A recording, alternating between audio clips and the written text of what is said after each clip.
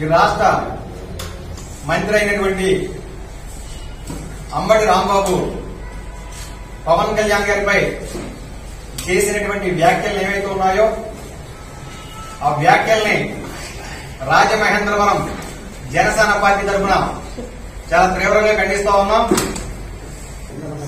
మరి అంబటి రాంబాబు గారిని మేము సూటిగా స్పష్టంగా అడుగుతూ ఉన్నాం.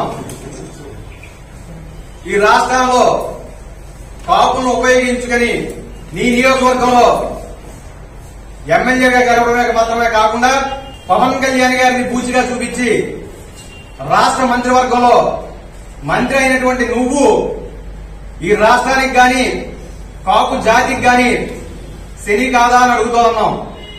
అసలు పవన్ కళ్యాణ్ గారిని విమర్శించే స్థాయి నీకెక్కడ ఉందని చెప్పి ప్రశ్నిస్తా ఉన్నాం. పవన్ కళ్యాణ్ గారి యొక్క వ్యక్తిత్వం ఆకాశం అంత ఎత్తు ఉంటే నీ క్యారెక్టర్ నీ వ్యక్తిత్వం అధం పాదాలలో ఉన్నటువంటి వ్యక్తివి నువ్వు. ఎంత దారుణమైన వ్యక్తి అంటే ఒక పేద కుటుంబంలో కుటుంబ సభ్యుడు కోల్పోయి వాళ్ళు బాధలో ఉండి సహాయం కోరితే వాళ్ళకు వచ్చేటువంటి 5 లక్షల రూపాయల సహాయంలో 2.5 లక్షలు డిమాండ్ చేసి అడిగినటువంటి నువ్వెక్కడ? ఈ రాష్ట్రం మొత్తం మీద 3,000 మంది రైతులకి అతని కష్టార్జితం నుంచి తృణప్రాయంగా రైతు కుటుంబాల్ని తన సొంత డబ్బులతో ఆర్థిక సహాయం చేసేటువంటి పవన్ కళ్యాణ్ గారు ఎక్కడ అని చెప్పి అడుగుతూ ఉన్నాం. పవన్ కళ్యాణ్ గారి గురించి మాట్లాడే ముందు నువ్వు నీకు సంబంధించినటువంటి ఆత్మవిమర్శ చేసుకోమని చెప్పి అడుగుతూ ఉన్నాం. ఎందుకంటే పవన్ కళ్యాణ్ గారి యొక్క అపాయింట్మెంట్ కోసం ఆయనకి వెళ్లి నీ కూతురు వివాహం ఇన్విటేషన్ ఇవ్వడం కోసం 2018లో ఆయన ఆఫీస్ చుట్టూ గాని ఆయనతో ఉన్న చుట్టూ వ్యక్తులు ఉన్నటువంటి వ్యక్తుల చుట్టూ గాని కుక్క తిరిగినటువంటి వ్యక్తులు నువ్వు ఆఖరికి ఏదో రకంగా అపాయింట్మెంట్ సంపాదించుకుని ఆయనకి శుభలేఖ ఇస్తూ ఆయన కాలు పట్టుకుని పెళ్లికి రావాల్సిందిగా కోరితే ఆయనకి ఎన్నో పనులు ఉండి కూడా ఎంతో పెద్ద మనసు చేసుకుని ఆ వివాహానికి హాజరైనటువంటి పవన్ కళ్యాణ్ గారు ఆ వివాహాన్ని కూడా రాజకీయంగా వాడుకున్నటువంటి నీచుడు నువ్వు సత్తెనపల్లిలో 2019 ఎన్నికల్లో పోటీ చేసేటప్పుడు నువ్వు మాట్లాడిన మాటలు ఏంటంటే పవన్ కళ్యాణ్ గారు ఈ నియోజకవర్గం నుంచి పోటీ చేయడం లేదు కాబట్టి నేను కాపు జాతీయుడినే కాబట్టి ఈ ఒక్కసారికి నాకు అవకాశం ఇవ్వండి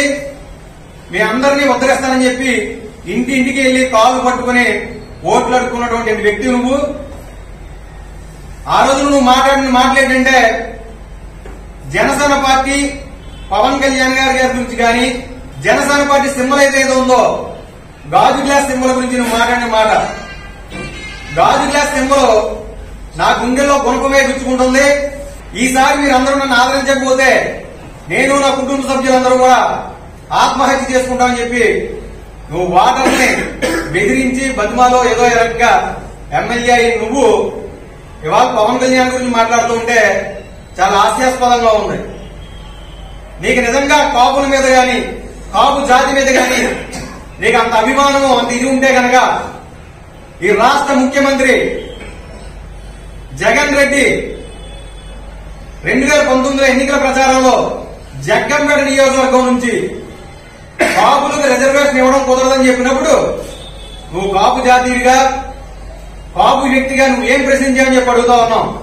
అది ఒకటే కాదు, గత ప్రభుత్వం టైంలో ఉన్నటువంటి 5% రిజర్వేషన్ క్యాన్సిల్ చేయడం మాత్రమే కాకుండా 2,000 కోట్ల రూపాయలు కార్పొరేషన్ నిధుల్ని ఇవ్వలేనప్పుడు గాని కాపు విదేశీ విద్య నిమిత్తం అప్పటి ప్రభుత్వం 10 లక్షల రూపాయలు ఫండింగ్ ఇచ్చి చదువుకోవడానికి పిల్లల్ని విదేశాలు పంపించేటువంటి సాయం ఆపినప్పుడు గాని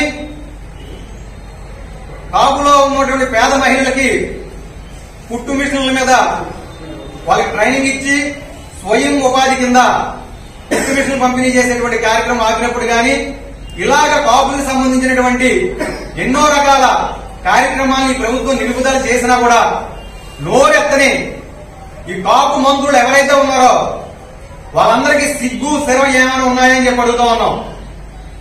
మీకు నిజంగా కాపుల పట్ల గాని అంత సిద్ధశుద్ధి ఉంటే ఈ రోజు వరకు ముఖ్యమంత్రి దగ్గర మీరు ఎందుకు మాట్లాడాలని చెప్పి అడుగుతూ ఉన్నాం. అదే పవన్ కళ్యాణ్ గారిని తీసుకుంటే ఏ రోజు కేవలం ఒక కాపు కులం గురించి మాత్రమే కాకుండా పేద ప్రజల్లో ఉన్నటువంటి ఎస్సీ, ఎస్టీ, బీసీ, మైనార్టీ ఇలా అణగారిన వర్గాలు ఎవరైతే ఉన్నారో వాళ్ళందరి గురించి మాట్లాడుతూ ప్రభుత్వం చేసినటువంటి తప్పుల్ని ఎప్పటికప్పుడు ఎత్తి చూపిస్తూ వాటిపై స్పందించి బయటకు వచ్చి పోరాటం చేస్తున్నటువంటి వ్యక్తి కేవలం పవన్ కళ్యాణ్ గారు మాత్రమే. ఏ రోజైనా మీరు నీటిపారుదల శాఖ ఇరిగేషన్ మినిస్టర్ గా బాధ్యతలు తీసుకున్న తర్వాత ఇప్పటికి సుమారుగా ఒక 20-25 ప్రెస్ మీట్ పెట్టుకుంటారు. ఏ ప్రెస్ మీట్ అయినా కూడా మీరు పోలవరం ప్రాజెక్టు గురించి కానీ, డయాఫ్రమ్ వాల్ గురించి కానీ, ఇతర సమస్యల మీద కానీ, రాష్ట్రంలో జరుగుతున్న ఇరిగేషన్ ప్రాజెక్టుల మీద కానీ ఏ రోజైనా మాట్లాడారా? కనీసం ఎన్నో ప్రెస్ మీట్లు మీకు పాత్రికేయ మిత్రులు అడిగినటువంటి పోలవరం ప్రాజెక్ట్ ఎప్పుడు పూర్తవుతుందో కూడా చెప్పలేనటువంటి నిస్సహాయ స్థితిలో ఉన్నటువంటి మీరు పవన్ కళ్యాణ్ గారి గురించి మాట్లాడడానికి మాత్రం బయటకు వచ్చి మాట్లాడుతూ ఉంటారు. మీరు ఎమ్మెల్యేగా ఉండగా తలకి నల్లటి రంగు వేసుకుని మంచి కాలక్షేపం చేసేటువంటి మీరు సుకన్య గారితో, సంజనా గారితో ఇలాంటి వ్యక్తులతో మాట్లాడడానికి మీకు టైం ఉంటుంది. కానీ రాష్ట్రంలో ఇరిగేషన్ ప్రాజెక్టుల మీద అప్డేట్ చేయడానికి మాత్రం మీకు నాలెడ్జ్ ఉండదు, టైం ఉండదు. రాష్ట్రంలో ఇంకో మంత్రి ఉన్నారు, పర్యాటక శాఖ మంత్రి. చాలా మందికి ఆవిడ జబర్దస్త్ రోజు అంటే తెలుస్తోంది, పర్యాటక శాఖ మంత్రిగా కూడా తెలియకపోవచ్చు. ఆవిడ ఈ మధ్యన మాట్లాడుతూ అన్స్టాపుల్ కి పవన్ కళ్యాణ్ గారు వెళ్లడంపై విమర్శ చేస్తా ఉంది. మరి ఆవిడని అడుగుతా ఉన్నాం, మీరు ఎమ్మెల్యే అయిన తర్వాత మంత్రిగా బాధ్యతలు తీసుకునే వరకు కూడా మీరు వెలగబెట్టింది ఏంటని అడుగుతా ఉన్నాం. మీరు జబర్దస్త్ కార్యక్రమాల్లో పాల్గొనదా అని అడుగుతా ఉన్నాం. అంటే మీరు కార్యక్రమాలు మీకు ఇష్టం వచ్చినట్టుగా మీరు అన్నింటిలోనూ పార్టిసిపేట్ చేయొచ్చు, పవన్ కళ్యాణ్ గారు చేస్తే మాత్రం తప్ప.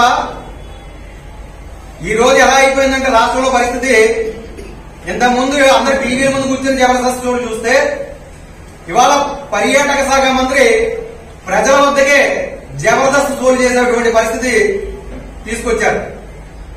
ప్రభుత్వ కార్యక్రమాలు, పర్యాటక శాఖ కార్యక్రమాలు ఎక్కడున్నా కూడా ఆ కార్యక్రమాలపై ఒక మంత్రిగా ఇవి ఉంటూ వెకిలి నవ్వులు, అశ్లీల నృత్యాలు ఇవి చేసేటువంటి కార్యక్రమాలు.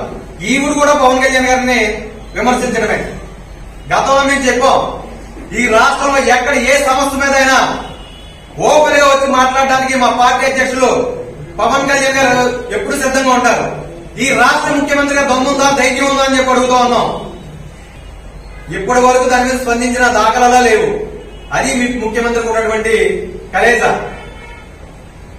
ఇవాళ రాష్ట్రంలో ఎక్కడ ఏ ఇష్యూ జరిగినా మానవతా దృక్పథంలో స్పందించి వారికి చేదోడుగా వాదోడుగా ఉంటూ నీతి నిజాయితీలుగా మారుపేరుగా ఉంటూ జనసేన పార్టీని తన సొంత ఖర్చులతో ప్రజలకు సేవ చేస్తూ నడిపిస్తున్నటువంటి ఏకైక పవన్ కళ్యాణ్ గారు మాత్రమే. మీరు ఇష్యూల మీద మాట్లాడండి, మేము ఇష్యూల మీద మాట్లాడతాం. మీరు వ్యక్తిగతంగా వస్తే, వ్యక్తిగతమైన విమర్శలు చేస్తే ఇంత మించి మీ యొక్క పర్సనల్ విషయాల మీద కూడా మేము మాట్లాడాల్సి వస్తుందని చెప్పి ఈ పాత్రికేయ మిత్రుల సమక్షంలో తెలియజేయడం జరుగుతూ ఉంది. దయచేసి రాజకీయాల్లో విలువలతో కూడిన రాజకీయాలు చేయండి. మీరు పదవిలో ఉన్నా లేకపోయినా మీ గౌరవం నిలబెట్టుకునే విధంగా మీరు ప్రవర్తిస్తే బాగుంటుందని చెప్పి ఈ సందర్భంగా మేము తెలియజేసుకుంటా ఉన్నాం.